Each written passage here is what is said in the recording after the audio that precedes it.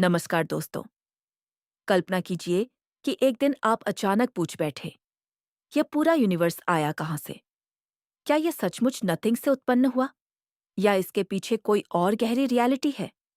आज हम इसी रहस्यमयी प्रश्न को दो दृष्टिकोणों से समझेंगे। मॉडर्न साइंस और वेदांत पार्ट एक। What modern science says.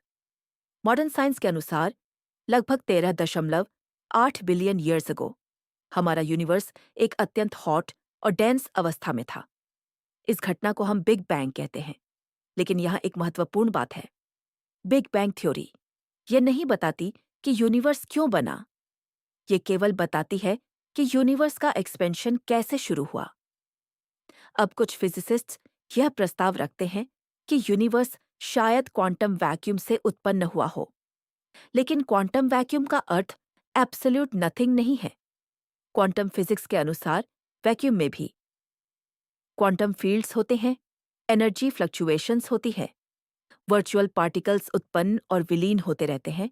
इसलिए क्वांटम वैक्यूम वास्तव में पूरी तरह खाली नहीं है। पार्ट 2। डी ग्रेट क्वेश्चन यहीं से एक बड़ा फिलोसॉफिकल क्वेश्चन जन्म लेता है। यदि क्वांटम वैक्यूम में पहले से एनर्जी है, फिजिकल लॉज है, क्वांटम फील्ड्स हैं, तो फिर उसे नथिंग कैसे कहा जा सकता है? क्योंकि जहां नियम है, संभावनाएं हैं, ऊर्जा है, वहां कुछ न कुछ तो मौजूद है। इसलिए आज भी साइंस के सामने एक अनआंसर्ड क्वेश्चन है। Why is there something rather than nothing? अर्थात कुछ है ही क्यों, कुछ भी नहीं क्यों नहीं? आज तक इसका कोई यूनिवर्सली एक्सेप्टेड आंसर नहीं है। पार्ट 3। What Vedanta says. अब वेदांत की ओर चलते हैं। वेदांत एक बिल्कुल अलग दृष्टिकोण प्रस्तुत करता है। वेदांत कहता है कि अल्टीमेट रियलिटी कोई भौतिक वस्तु नहीं है। अल्टीमेट रियलिटी है प्योर कॉन्शियसनेस, जिसे ब्राह्मण भी कहा जाता है। वेदांता के अनुसार कॉन्शियसनेस ब्रेन द्वारा उत्पन्न नहीं होती, बल्कि ब्रेन, माइंड और पूरा यूनिवर्स कॉन्शियसनेस में प्रकट होते हैं। जैसे मूवी स्क्रीन पर अनेक दृश्य दिखाई देते हैं, लेकिन स्क्रीन स्वयं उन दृश्यों से प्रभावित नहीं होती। उसी प्रकार प्योर कॉन्शियसनेस में पूरा यूनिवर्स प्रकट होता है। पार्ट 4। साइंस वर्सेस वेदांत। अब दोनों दृष्टिकोणों को साथ रखकर देखें।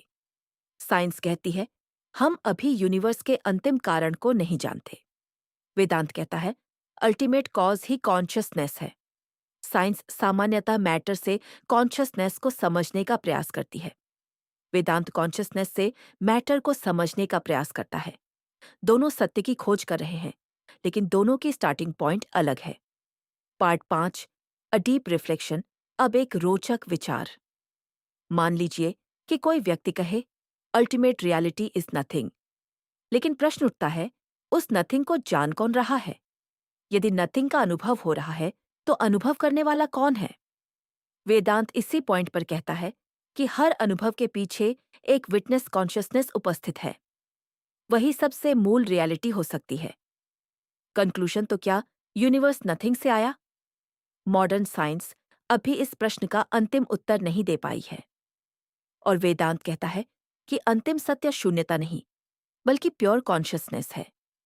शायद भविष्य में साइंस और कॉन्शियसनेस रिसर्च हमें और गहरे उत्तर दें, लेकिन अभी के लिए यह मानवता के सबसे महान रहस्यों में से एक है। Powerful ending. If everything can be doubted, questioned and measured, then perhaps the one thing that remains is the consciousness that is doing the questioning. धन्यवाद। अगर आपको यह वीडियो पसंद आया हो तो लाइक, शेयर और सब्सक्राइब करना न भूलें।